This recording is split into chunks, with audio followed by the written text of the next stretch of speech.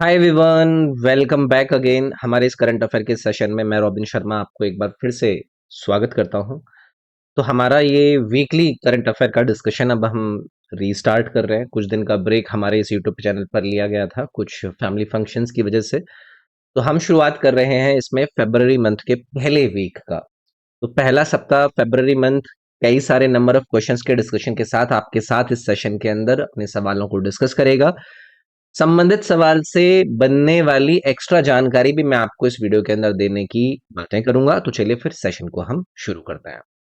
Session को आगे बढ़ाने से पहले अगर कोई भी ऐसा स्टूडेंट है जो कि पहली बार हमारे इस यूट्यूब पर जुड़ रहा है तो हमारे इस ऐप ED24 को डाउनलोड करके एक बार जरूर ट्राई कीजिएगा। आप किसी भी एग्जाम की तैयारी कर रहे हो, एसएससी का कोई भी एग्जाम हो, रेलवे का कोई भी एग्जाम हो या फिर कोई भी वनडे एग्जाम हो, हर एग्जाम की तैयारी इस ऐप पर आपके लिए अवेलेबल है। बहुत सारी फ्री में चीजें आपकी अवेलेबल है, एक बार इसको डाउनलोड करके ट्राई जरूर करना। जैसे कि ये आपको पता है कि मार्केट के अंदर ना आपके एसएससी के पिछले सालों के सवालों की बहुत ज्यादा ना ढूंढा ढांडी चलती है। तो आपके लिए मैं हमारे इस एप्लीकेशन पर एक ऑलरेडी कोर्स लॉन्च कर चुका हूं, कंप्लीट जर्नल अवेयरनेस। तो पिछले यानी कि 1999 से आपके जीएस के जितने भी सवाल एसएससी के अलग अलग एग्जाम्स में आए हैं, आपके सब्जेक्ट वाइज इस कोर्स के अंदर डाल दिए हैं। ऐसे ही इंग्लिश का आपको कोर्स मिल जाएगा, उसमें ही ऐसे इंग्लिश के पिछले कई सारे सालों के सवाल आपको देखने के लिए मिलेंगे। इस फॉर्मेट में आप उनको अच्छे से इंटरेस्टिंग वे में अटेम्प्ट कर सकते हैं। सॉल्यूशन अवेलेबल है, इसको जरूर ट्राई कीजिएगा। बाकी ये मेरे 4 कोर्सेज हैं, मैथ, इंग्लिश, जीके और रीजनिंग। इनको भी ट्राई कर सकते हैं। लाइव क्लासेस इसके अंदर आपको प्रोवाइड करूंगा मैं बीच बीच में। अभी इसके अंदर आप अपना कंटेंट पूरा कर सकते हैं। हर एग्जाम की टेस्ट सीरीज है, एसएससी या रेलवे का एग्जाम हो, ये आपके स्टैटिक जीके, करंट अफेयर और कंप्यूटर जैसे भी इसके अंदर चीजें हैं। बाकी सब्जेक्ट वाइज भी चीजें हैं, एक बार ट्राई जरूर करिएगा इसको। चलिए फिर आज के हमारे इस पहले सवाल पर हम डिस्कशन शुरू करते हैं। पहला सवाल है, senior national table tennis championship 2025 में पुरुष और महिला एकल खिताब किसने जीता? तो देखो, स्पोर्ट्स रिलेटेड जो आपके टॉपिक होते हैं ना, उससे आपके सवाल बनते हैं। हाल फिलहाल में किसी भी स्पोर्ट इवेंट में अगर कोई भी विजेता रहा हो तो आप लोगों के लिए इंपॉर्टेंट हो जाएगा। इसकी बात हो रही है senior national table tennis championship. एक पहली चीज मैं आप लोगों से सवाल को आंसर करने से पहले पूछता हूं कि भैया इस आपके इवेंट का आयोजन कौन कराता है? तो वो कराता है TTFI। TTFI बोले तो ये table tennis federation of India के नाम से जाना जाता है, जिसकी फाउंडेशन कब रखी गई? 1926 में। ये एक इंपॉर्टेंट चीज आप याद रख सकते हैं। और अगर आपसे इसका हेड क्वार्टर याद रखने के लिए पूछ लिया जाए तो आप याद रखेंगे नई दिल्ली में। तो आपसे इन्होंने पूछा कि इस चैंपियनशिप के अंदर पुरुष श्रेणी और महिला श्रेणी के अंदर किसने खिताब जीता? तो आप पुरुष श्रेणी के अंदर मानुष शाह को याद रखेंगे और महिला श्रेणी के अंदर दिया चिताले को याद रखेंगे। तो इस क्लास की जो पीडीएफ है आपको मैं अपने टेलीग्राम पर डालकर दे दूंगा। टेलीग्राम का डायरेक्ट लिंक इस वीडियो के डिस्क्रिप्शन में है।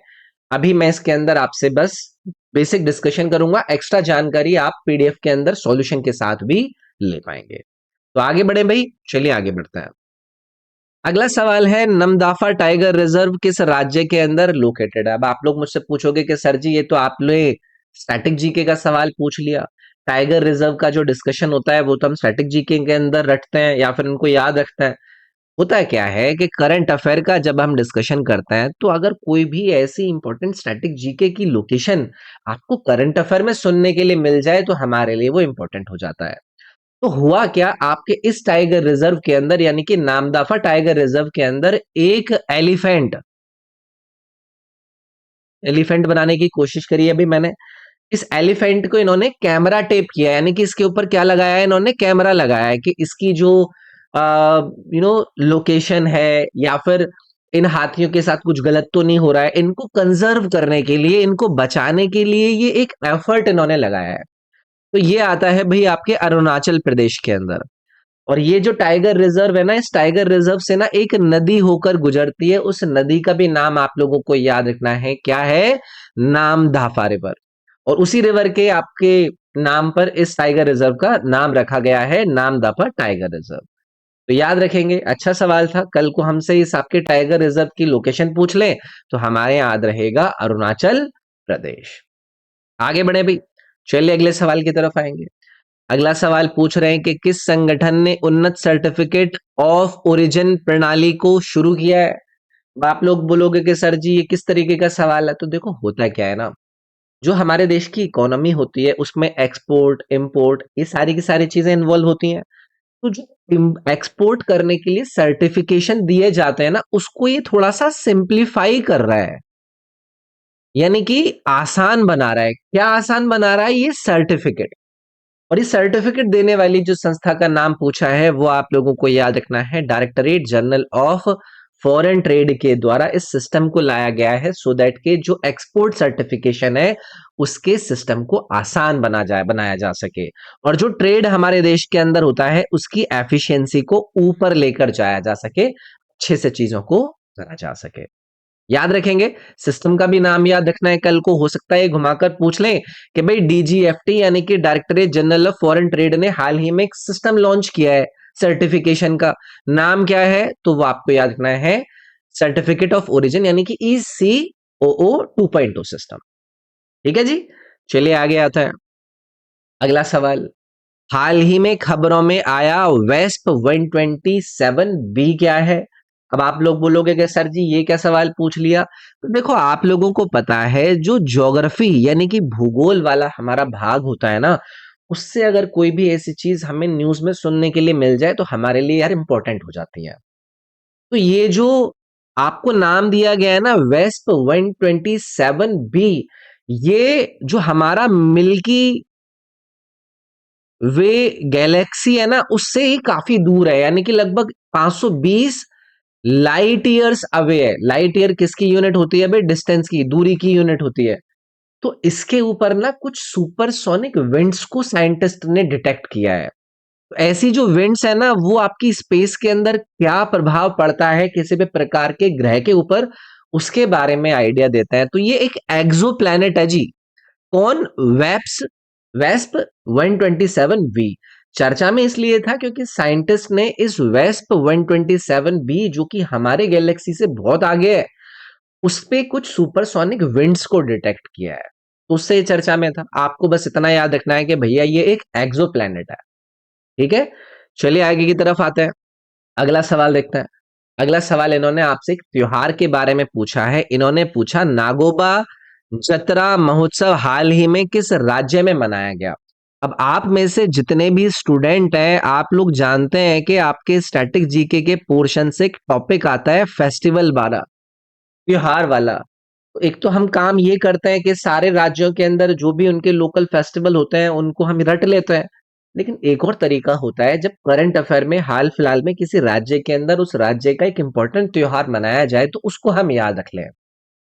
अब आप लोगों से ना इसी सवाल में एक और सवाल मैं आपसे पूछना चाहूंगा। तो ये तो चलो फेस्टिवल अभी आपको पता चल जाएगा कि कौन से राज्य के अंदर बनाया गया है, आपसे इसी से एक सवाल ये उठाकर पूछ लेंगे कि हमारे देश का सेकेंड लार्जेस्ट ट्राइबल फेस्टिवल,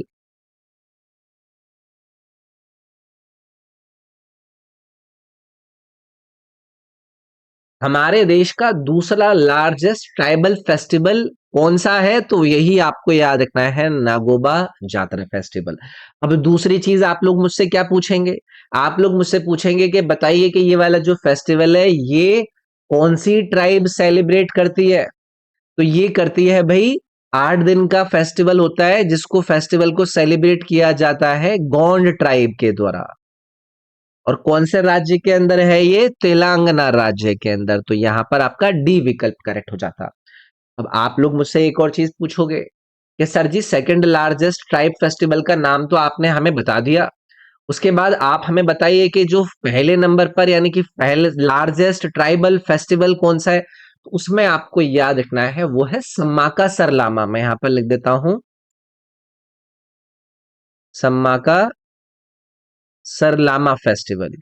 ये कई सारे राज्यों के अंदर ट्राइब मिलती हैं उनके द्वारा मनाया जाता है, जैसे कि महाराष्ट्र, छत्तीसगढ़, उड़ीसा, कर्नाटका के अंदर ट्राइब्स होती है, वो इसको सेलिब्रेट करते हैं। लेकिन फिलहाल में हमने किसके बारे में बात करी? नागोबा जातरा फेस्टिवल, जिसको तेलंगाना राज्य की ट्राइब के द्वारा मनाया जाता है।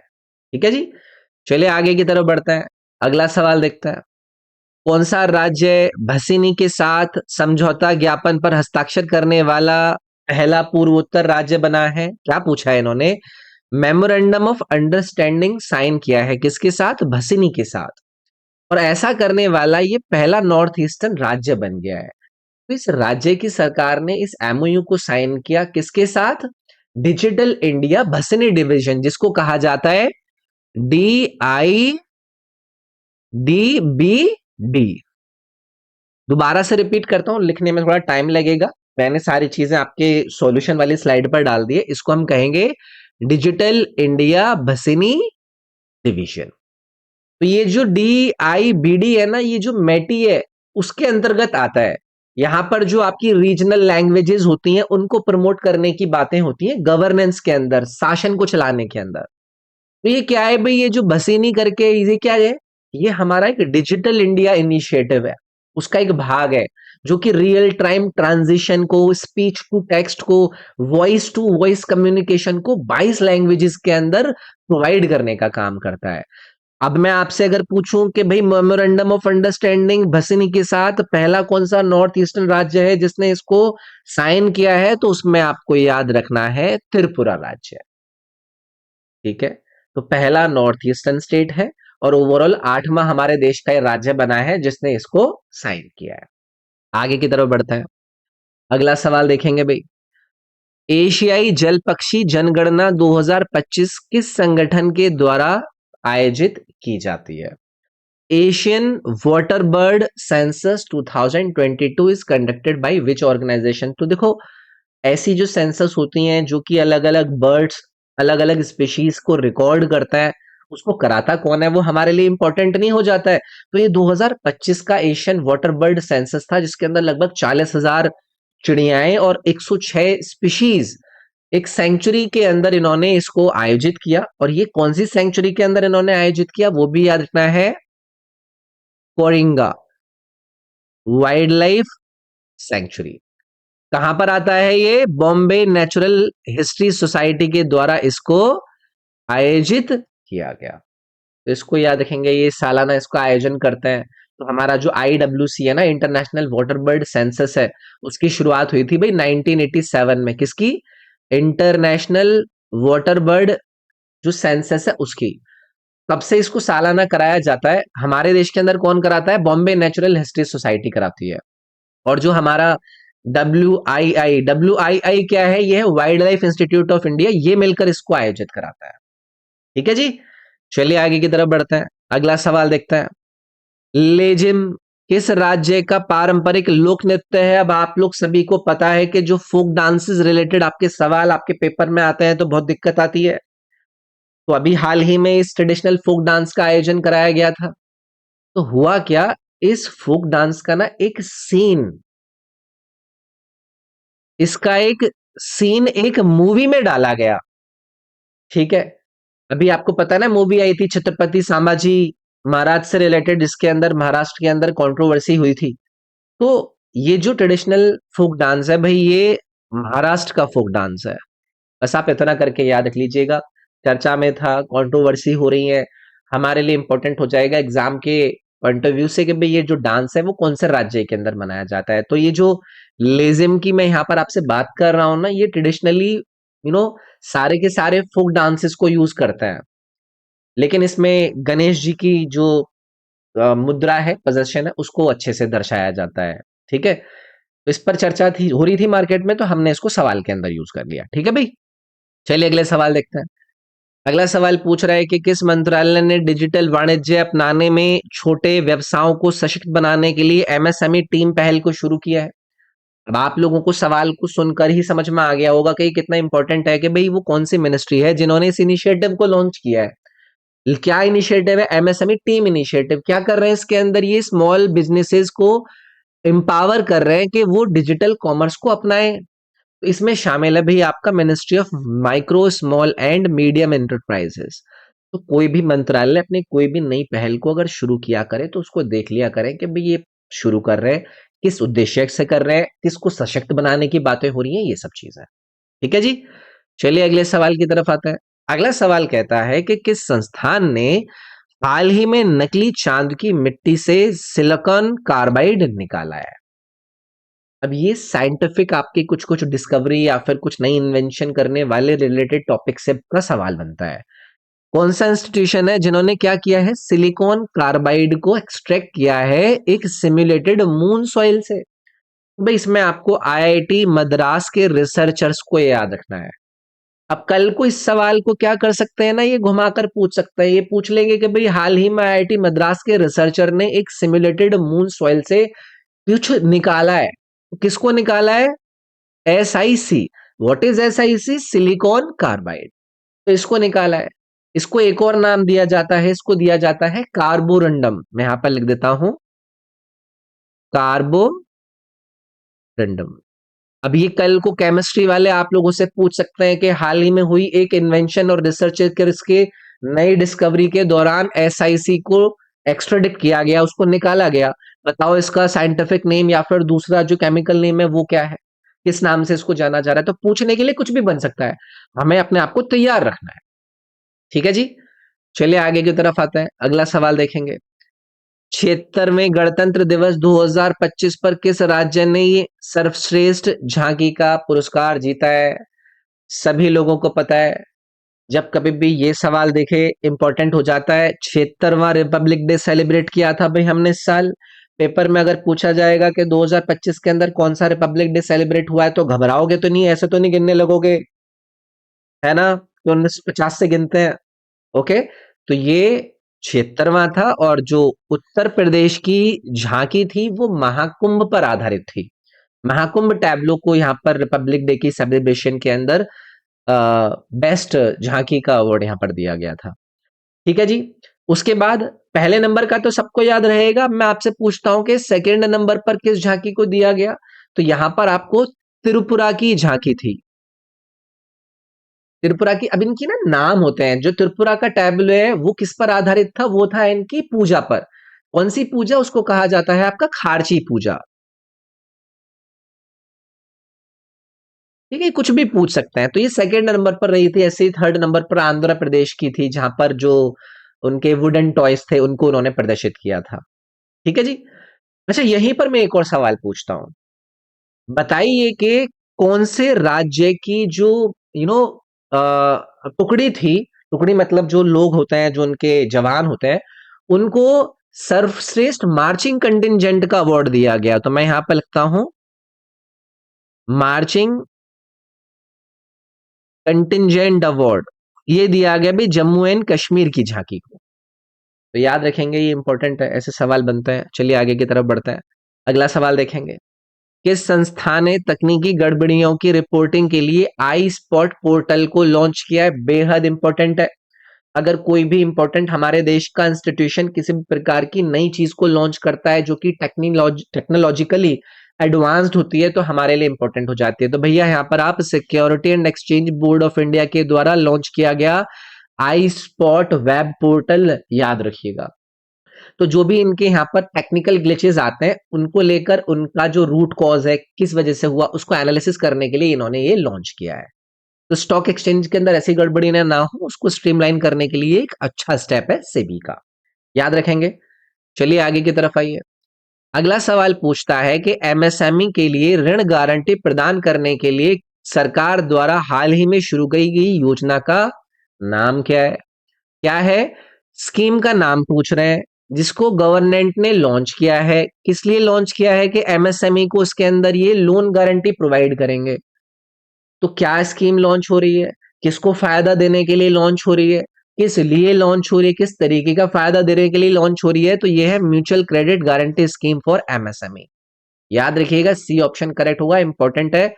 इसके बारे में जो डिटेल है वो आपको मैंने सॉल्यूशन की स्लाइड में दे रखी है, कि इसके अंदर लगभग 100 करोड़ तक का लोन, जिसमें कि 60% का कवरेज ये आपका national credit guarantee trustee company provide कराएगी। इसमें जो भी एलिजिबल एमएसएमई होंगे उनको दिए जाएंगे।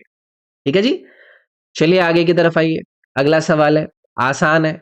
कान्हा टाइगर रिजर्व की बात हो रही है कि कौन से राज्य के अंदर लोकेटेड है? तो देखो हुआ क्या, एक 2 साल की टाइग्रेस को यहाँ पर मृत पाया गया कान्हा टाइगर रिजर्व के अंदर। तो ये मध्य प्रदेश राज्य के अंदर लोकेटेड है। क्यों चर्चा में था वो भी मैंने आप लोगों को बताया। इसको कान्हा नेशनल पार्क के नाम से भी जाना जाता है।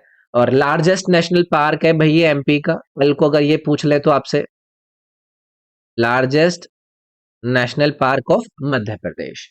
तो याद रखेंगे इस नेशनल पार्क को कब स्थापित किया गया था, तो 1955, आप याद रखिएगा। टाइगर रिजर्व का इसको दर्जा कब मिला था, तो वो आप 1973 याद रखिएगा। तो ये एक इंपॉर्टेंट चीज है। अच्छा, एक और इम्पोर्टेंट चीज, आपने ना एक बुक पढ़ी होगी या फिर एक मूवी देखी होगी, the jungle book, Rudyard Kipling की थी। तो उसमें इस फॉरेस्ट के बारे में आपको बताया गया था। इस फॉरेस्ट को काफी इसके अंदर यूज किया गया था। इसके अंदर कुछ ट्राइब्स देखने के लिए मिलती हैं, जैसे कि जो गोंड ट्राइब है वो यहाँ पर पाई जाती हैं। एक और ट्राइब पाई जाती है बैगा ट्राइब। तो ट्राइब से रिलेटेड भी सवाल बन जाते हैं ना आपके, उस रिलेटेड भी आपको चीज याद रखनी है ये। ठीक है, चलिए भाई अगला सवाल देखते हैं। ये पूछता है कि जनवरी 2025 में पश्चिम अफ्रीकी राज्यों के आर्थिक समुदाय से कौन सा 3 देश हट गया। भाई ये है एक इंटरनेशनल लेवल की एक इंपॉर्टेंट न्यूज, जिसमें कि कोई ऐसी जो बड़ी ग्रुपिंग होती है ना, उस ग्रुपिंग से मान लो कि कोई देश अपने आप को निकाल लें, तो वो इंपॉर्टेंट न्यूज हो गई। तो यहां पर आपको याद रखना है माली, बुर्किना फासो और नाइजर। तो इन्होंने इस ग्रुप को यानी कि इको वेस्ट को ऑफिशियली छोड़ दिया है। कई सारी इनके यहाँ पर ना डिप्लोमेटिक टेंशन चल रही थी, इश्यूज चलते हैं कि भाई हम इस तरीके से काम करेंगे या आप हमारे साथ आर्थिक कोऑपरेशन नहीं करते हैं, तो वो सब बातें थी। इसको भी याद रखेंगे। अगला सवाल देखेंगे भाई। पहला रायसीना मध्य पूर्व सम्मेलन किस राज्य के अंदर आयोजित किया जाएगा, मैं बात कर रहा हूं first Raisina middle east conference के आयोजन की। बेहद इंपॉर्टेंट सवाल है। ठीक है, तो इसका आयोजन करा गया था जनवरी के अंदर, कब से कब तक, 29 जनवरी को इसका आयोजन कराया गया था। कहां पर, अबू धाबी के अंदर। तो याद रखेंगे इसके अंदर जो हमारे एक्सटर्नल अफेयर्स मिनिस्टर हैं जय शंकर जी, वो चीफ गेस्ट थे। उन्होंने इसको विजिट किया था। और ये हमारे चीफ गेस्ट की मतलब जयशंकर जी की मेरे ख्याल से काफी इंपॉर्टेंट तीसरी चौथी विजिट थी। उस पर इतना इंपॉर्टेंट नहीं है, लेकिन इसका आयोजन कहाँ पर कराया गया था वो हमारे लिए इंपॉर्टेंट है। अब इसके अंदर क्या होता है ना, अलग अलग जो भी इनके ग्लोबल लीडर होते हैं वो आते हैं, पॉलिसी मेकर आते हैं, एकेडमिक के लोग आते हैं, मीडिया के लोग आते हैं, बिजनेस वाले लोग आते हैं। और यहाँ पर वो एक तरीके से पूरे ग्लोबल इंटीग्रेशन रीजनल इश्यूज को डिस्कस करते हैं। ठीक है जी, चलिए आगे की तरफ आइए। अगला सवाल देखते हैं। घरेलू उपभोग व्यय सर्वेक्षण यानी कि हाउस होल्ड कंजम्पशन एक्सपेंडिचर सर्वे किस मंत्रालय द्वारा प्रकाशित किया जाता है। अब आप बोलोगे कि सर जी ऐसे तो दुनिया भर के सर्वे में, देखो दुनिया भर के सर्वे तो हैं, लेकिन जो सर्वे चर्चा में है वो याद तो रखना पड़ेगा। तो HCES यानी कि हाउस होल्ड कंजम्पशन एक्सपेंडिचर सर्वे को पब्लिश किया जाता है कौन से मंत्रालय के द्वारा, तो प्लीज याद रखिएगा ministry of statistics and programme implementation के द्वारा इसको लाया जाता है। अब इसके अंदर ना ये डेटा को कलेक्ट करता है कि भाई जो घर में लोग रहते हैं वो कौन कौन से गुड्स और सर्विसेज को कंज्यूम कर रहे हैं। इससे क्या होता है ना, इससे पता चलता है कि भाई किसी भी घर की किसी भी राज्य की इकोनॉमिक वेलबींग कैसी है। जो कंज्यूमर प्राइस इंडेक्स होती है उसको अपडेट कर पाता है। इसमें जो पॉवर्टी गरीबी होती है, इनइक्वालिटी होती है, उसके बारे में आइडिया लग पाता है। तो ये इंपॉर्टेंट सर्वे होता है। इसको पब्लिश कौन करता है, ministry of statistics and programme implementation इसको पब्लिश करता है। आगे आएंगे, अगला सवाल देखिए। एक्सिसोम मिशन 4 के लिए पायलट के रूप में किसे नामित किया गया है। एक्सियोम मिशन 4 इंपॉर्टेंट है। तो हमारे इंडियन एयरफोर्स के ऑफिसर हैं और ये इसरो के एस्ट्रोनॉट भी हैं। इनको इसके लिए पायलट के रूप में चुना गया है और नाम है इनका शुभांशु शुक्ला। आपने देखा होगा, काफी चर्चा में भी थे। और ये मिशन भी एक्चुअली में देखो इंपॉर्टेंट है, इसके बारे में काफी टाइम से हम सुन भी रहे हैं। इसको एक्सियोम स्पेस के द्वारा ऑर्गेनाइज किया गया है, किसके साथ मिलकर, नासा के साथ मिलकर। तो इनका स्पेस एक्स का एक ड्रैगन स्पेस क्राफ्ट है, नासा का जो स्पेस सेंटर है वहां से वो उड़ान भरेगा। और उसके बाद ये 14 दिन तक जाएंगे, साइंटिफिक रिसर्च वगैरह करेंगे, टेक्नोलॉजी डेमोन्स्ट्रेशंस वहां पर करेंगे। तो शुभांशु शुक्ला जी को इसके एस्ट्रोनो मतलब इसके पायलट के रूप में चुना गया है। ये हमारे लिए इंपॉर्टेंट है। अगला सवाल देखेंगे भाई। पॉइंट नीमो जो समाचारों में देखा गया था वो किस महासागर के अंदर स्थित है। भाई देखो वही आपका ज्योग्राफी वाली जो लोकेशन और ऐसी इंपॉर्टेंट चीजें आपकी चर्चा में रहती हैं। तो हुआ क्या था, हमारे देश की नेवी के दो यंग ऑफिसर, एक हमारी INSV तरिनी के अंदर थे और उन्होंने ना इस पॉइंट नीमो को क्रॉस किया। ठीक है, ये साउदर्न पैसिफिक वाला जो एरिया है ना, उसको इन्होंने क्रॉस किया है। तो आपसे इसकी लोकेशन पूछ ली इन्होंने कि पॉइंट नीमो है कहाँ, तो वो हमने सवाल के अंदर पूछ लिया। तो पॉइंट नीमो जो है ना, एक तरीके से ओशियनिक पोल है। मैं यहाँ पर लिख देता हूँ। होता है ना आपका जैसे पूरा ग्लोब है, तो इसमें ओशियनिक पोल होते हैं ना, उसको ये पॉइंट दे दिए गए हैं, उनको नाम दे दिए गए हैं। तो आपसे कल को पूछ लिया जाए कहाँ पर है, तो ये पैसिफिक ओशियन के अंदर है भाई। ठीक है जी। चलिए आगे की तरफ आता है, अगला सवाल देखते हैं। विश्व उपेक्षित उष्णकटिबंधीय रोग दिवस हर साल किस दिन मनाया जाता है? World neglected tropical disease day is observed on which day every year? तो आप लोगों ने चर्चा में देखा होगा, 30th जैन को हमारा जो इंडिया गेट है उसको पर्पल और ऑरेंज कलर से प्रज्वलित किया गया था, जहां पर इस दिन को सेलिब्रेट करने के लिए किया जाता है। और हर साल 2022 से इसको एक्चुअली में मनाना शुरू किया गया था। ये भी याद रखेंगे, कल को अगर ये पूछ ले कि कब से इसको मना रहे हैं, तो 30 जनवरी को मनाया जाता है। 2022 से इसकी शुरुआत हुई थी। अब इसका उद्देश्य यही है कि भाई ये जो आपके नेग्लेक्टेड ट्रॉपिकल डिजीज है, इसके बारे में अवेयरनेस की फैलाई जा सके और ग्लोबल एक्शन की जो जरूरत है उसको लेकर लोगों को बताया जा सके। तो 30 जनवरी याद रखेंगे। इसमें डी विकल्प आपका करेक्ट हो जाएगा। अगला सवाल देखते हैं भाई। अगला सवाल क्या कहता है? कौन सा देश ऑन्कोसैरिसियस को खत्म करने वाला पहला अफ्रीका देश बन गया है? इंपॉर्टेंट है भाई। इसको खत्म करने वाला, ऑन्कोसैरियासिस को एलिमिनेट करने वाला पहला अफ्रीकन कंट्री कौन सा कंट्री बना है, वो मैं आप लोगों को बताऊंगा। तो देखो, ये जो आपका डिजीज है ना, इसको एक और नाम दिया जाता है। वो क्या नाम है? River blindness. इसको एलिमिनेट करने वाला पहला अफ्रीकन देश बना है नाइजर। डी विकल्प इसमें याद रखेंगे। इसके अलावा और भी कई सारे ऐसे कंट्रीज हैं जिन्होंने इसको एलिमिनेट किया है। तो WHO एक्चुअली में ऐसे नेशंस को वेरीफाई करता है ना, तो WHO ने नाइजर को भी वेरीफाई किया है कि भाई इन्होंने भी इस आपके ऑनकोरेसियस जो इनका ये एक डिजीज है, इसको एलिमिनेट कर दिया है। तो इसके अंदर क्या होता है ना, जो आंखें होती हैं, स्किन होती है, इससे ना डिसेबल हो जाते हैं लोग, उसको इन्होंने एलिमिनेट कर दिया है, ऐसा मान लीजिएगा। ठीक है, तो नाइजर याद रखेंगे। ओके, अगला सवाल है, विश्व आर्द्र भूमि दिवस हर साल किस दिन मनाया जाता है? ये पहले आपके एसएससी और रेलवे जैसे एग्जाम के अंदर पूछा गया सवाल है। तो इसको मनाया जाता है भाई 2 फरवरी को। ये इंपॉर्टेंट सवालों की कैटेगरी के अंदर कृपया करके रख लीजिएगा। वर्ल्ड वेटलैंड डे February 2 को मनाया जाता है, याद रख लीजिएगा। तो जो इस साल 2025 के अंदर आपकी अपडेटेड नंबर है, इसकी हमारे देश के अंदर जो रमसार साइट्स हैं, अगर कल को ये पूछ लें कि रमसार साइट इंडिया के अंदर कितनी है 2025 तक, तो याद रखेंगे 89। तो कुछ नई साइट्स को भी इंक्लूड किया गया, जैसे कि तमिलनाडु के अंदर कुछ आपकी बर्ड सेंचुरीज हैं, उनके नाम मैंने सॉल्यूशन वाली स्लाइड में डाल रखे हैं, अभी मेरे को याद नहीं आ रहे हैं। ऐसे सिक्किम के अंदर कुछ हैं, झारखंड के अंदर कुछ हैं, तो टोटल 89 हो गई हैं। उन साइट्स का भी नाम याद रख लेना। तो ये जो वेटलैंड होता है, यानी कि आर्द्र भूमि होती है ना, ये एक प्रकार के एक्वेटिक लाइफ के लिए उसके इकोसिस्टम को बनाने में सबसे ज्यादा इंपॉर्टेंट रोल प्ले करता है। ये याद रखेंगे। चलिए आगे आइए, अगला सवाल देखेंगे। 9वें एशियाई शीतकालीन खेलों का मेजबान कौन सा देश है? बेहद इंपॉर्टेंट सवाल है। 9th एशियन विंटर गेम्स है, और पहली बार इंडिया फुली फंडिंग अपना कंटिजेंट, मतलब अपने जो दस्ता है उसको इस एशियन विंटर गेम्स के लिए भेज रहा है।